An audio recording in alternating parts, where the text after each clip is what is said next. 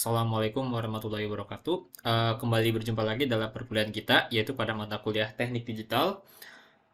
Pada kesempatan kali ini kita akan bahas mengenai apa itu decoder dan apa itu encoder ya. Nah, jadi mungkin kita bisa langsung masuk aja ya ke materinya, yaitu mengenai encoder dan juga decoder. Nah, pertama, di sini kita punya contoh dari decoder ya.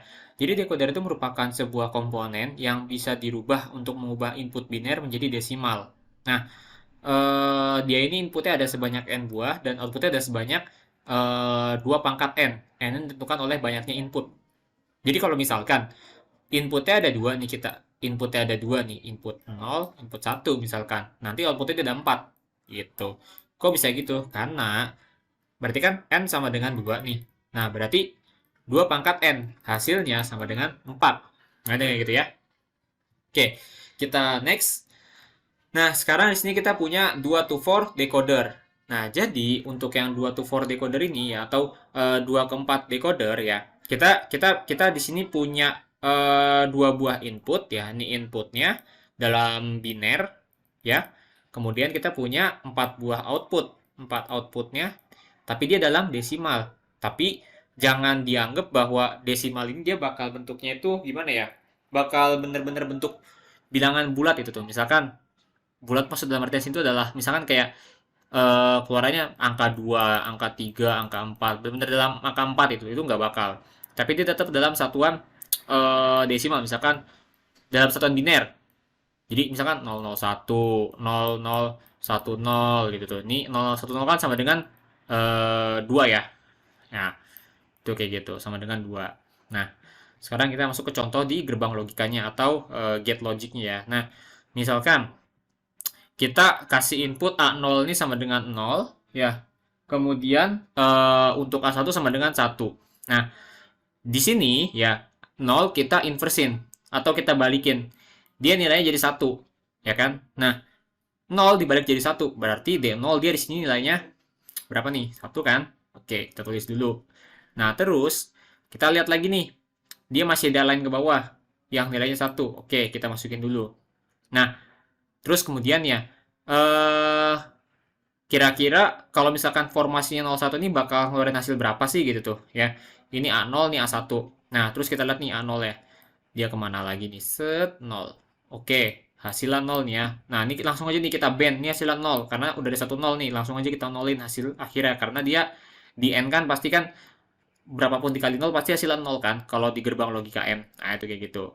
Nah, lanjut.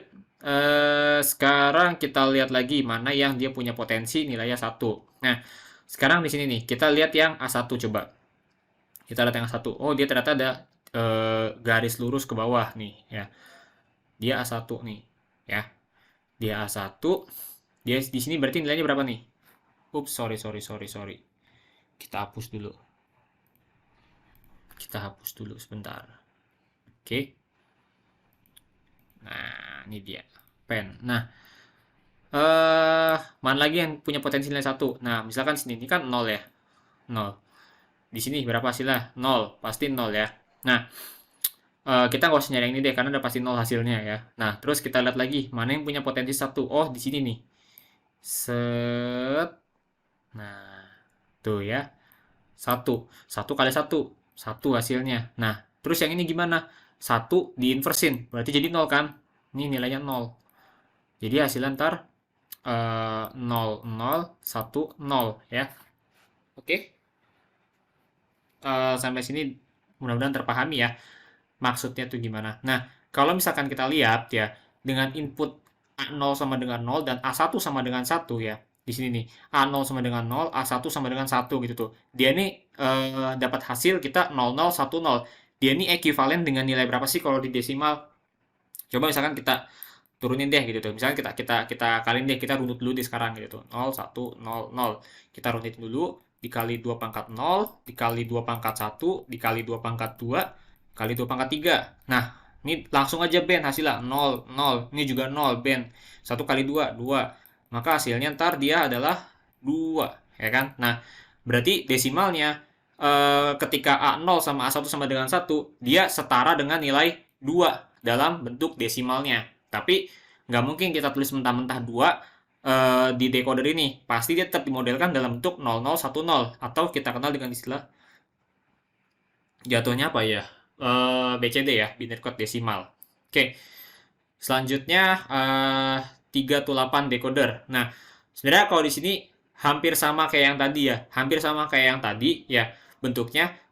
Buat mencari nilai keluarannya, kalian bisa modelin aja sama kayak tadi supaya bisa tahu nilai keluarannya gitu ya. Misalnya dari input yang diberikannya. Nah, contoh di sini kita coba lihat yang D0 aja deh, yang paling atas D0.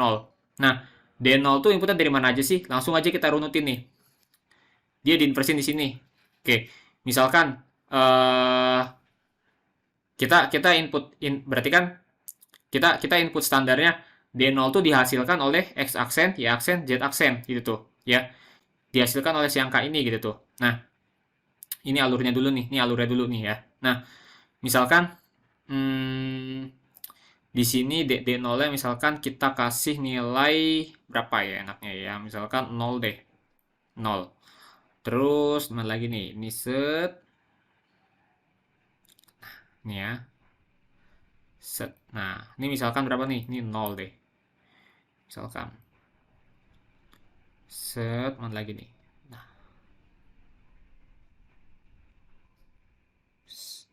Set. 0. Berarti 1, 1, 1. Karena diinversi. Ntar D0 ya hasilnya 1. Gitu tuh ya. Nah, jadi ketika X, Y, Z berturut-turut nilainya 0, semuanya diinversin, maka dia bakal nilainya 1. Terus yang lainnya gimana? Ya don't care. Yang lainnya otomatis 0. Gitu. Ya.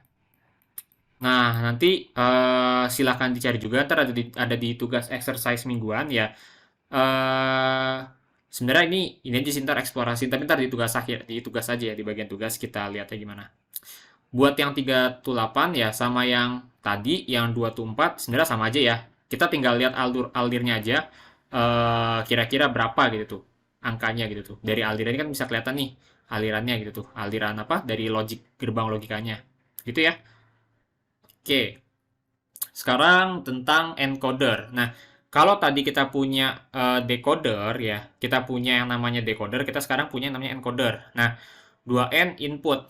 Output itu merupakan N. Jadi misalkan inputnya adalah, misalkan inputnya adalah 2, ini kan 2 pangkat N ya. Misalkan, berapa ya? Misalkan 2 deh. 2 pangkat 2, berarti N-nya ntar ada 2 gitu. Jadi si encoder ini mengkonversi nilai sebanyak 2 pangkat N, inputnya untuk dikeluarkan dalam n-bit output. Nah, biasanya dipakai dia buat kompresi data nih, kalau si encoder ini. Nah, contoh, di sini kita punya 8 to 3 encoder. Ya, jadi di sini kita punya ada 8 buah input ya, ini inputnya. Kemudian kita keluarannya ada 3. Ya. Nah, kalau di apa namanya di decoder tadi kita makainya gerbang N ya, ini gerbang N ya, pakainya gerbang N. Kalau di encoder kita makainya tuh gerbang apa nih? OR ya, kita pakainya gerbang OR. Jadi gini, kalau di sini kita pakainya output pilihan. For example, misalkan kayak gini, misalkan kita ini ada input D0 dan seterusnya. Misalkan hanya D1 yang D0 yang kita beri nilai 1. Sisanya nih D1 sampai D7 kita kasih nilai 0. Dari D1 sampai D7 kita kasih nilai 0. Nah, otomatis nilainya 0 ya, pasti 0. Nah, 1 sama D0 ini sama dengan 1. Nah, kita lihat nih. Ketika D0 sama dengan 1, dia nggak terhubung ya. Dia nggak terhubung ya, makanya ntar keluarannya pasti dia masih 0 semua. Jadi ntar Q0, Q1, Q2, Q3-nya dia nilainya 0. Kenapa? Karena di output pilihannya dia nggak ada. Oke? Itu dalam kasus kita make D0 sama dengan 1. Ya, jadi emang dari sananya kayak gitu. Sekarang coba kita hapus dulu. Nah, kita pakai pen. Misalkan D0-nya kita nolin, sementara D1 kita satuin, sisanya kita nolin semua. Ya. Kita nolin semua sisanya gitu tuh. Jadi cuman D1 aja yang ada nilainya. Nah, sekarang kita lihat D1 alirannya kemana. Ini ada D1 ya. Ini ada D1 di sini. Ya, ada D1. Maka, ya, keluarannya adalah pada Q0. Jadi Q0 nilainya 1. Gitu ya. Jadi Q0 ntar nilainya dia sama dengan 1. Nah, contoh lain. Kalau misalkan, ntar kita hapus dulu. Kalau misalkan kita punya inputnya ada di D3 nih misalkan. Yang lainnya 0. Ya, yang lainnya pasti 0. ya. Kita punya input di D3. Nah, nilai mana aja di output pilihan ini yang ada D3-nya, yang ada aliran dari bit D3. Ada di key 0, ya. Terus ada di key 1, tapi di key 2 nggak ada, maka ini hasilnya 0. Nah, karena ini ada D3 sama D3, berarti dia operasi OR kan? Berarti dia di sini punya aliran nilai 1, di sini juga punya nilai aliran 1. Maka langsung aja key 0 sama key 1 nilainya sama-sama 1 gitu. Jadi key 0 nilainya 1, key 2 nilainya 1. Sorry, key 0 nilai 1, key 0 nilai 1, key 1 nilainya 1. Nah, coba kita lihat di sini nih. Yang key 0 nilai 1, nah key 1 sama dengan 1. D3-nya dia yang aktif. Nah, itu kayak gitu. Jadi kalau di encoder kita makanya operasi OR. Jadi ketika ada salah satu bit ya, sorry, ada salah satu line yang pada outputnya terdapat channel tersebut, kita bisa langsung nyatakan keluarannya tersebut masuk dalam section atau pilihannya ya. Kayak gini nih, tadi kan kita punya input misalkan D3 yang kita kasih nilai 1. Nah, kita lihat aja dari key 2, key 1, key 0 nih, mana yang punya aliran stream atau aliran bit data dari D3. Ternyata di key 1 sama key 0. Ya udah, mereka berdua nih yang punya nilai 1. Sementara si key 2 nih kita nolin aja. Ya itu kayak gitu ya. Jadi kalau di encoder itu kayak gitu. Oke, last yang terakhir ya. Ada tugas di sini kalian disuruh untuk mencari tentang gerbang logika desimal to BCD encoder ya. Tadi kan kita udah bahas tentang decoder encoder. Coba sekarang eksplorasi tentang desimal to BCD. BCD itu binary code desimal ya. Binary code desimal ya. Nah, terus cari juga jelaskan cara kerja dari IC 7447 BCD itu 7 segment decoder. Oke. Silakan dicari. Kalau misalkan mau dibuktikan, ya dengan Proteus, misalkan dengan Proteus ya. Setahu saya pakai Proteus bisa sih, pakai Proteus bisa. Silakan lebih bagus. Nanti dikasih analisanya, kasih penjelasan cara kerjanya gimana. Buat sumber referensi jangan lupa dituliskan. Sekedar info ya, kalau misalkan mau cari referensi, boleh cari-cari dari Neso Academy atau channel YouTube-nya orang-orang India tuh cari aja ya keywordnya in English biasanya terbanyak tuh banyak referensi-referensi yang sangat membantu untuk perkuliahan teknik digital ini. Oke, mungkin perkuliahan kita sampai di sini. Semoga bermanfaat apa yang telah disampaikan. Jika ada kekurangan, saya mohon maaf. Demikian yang bisa saya sampaikan. Wassalamualaikum warahmatullahi wabarakatuh.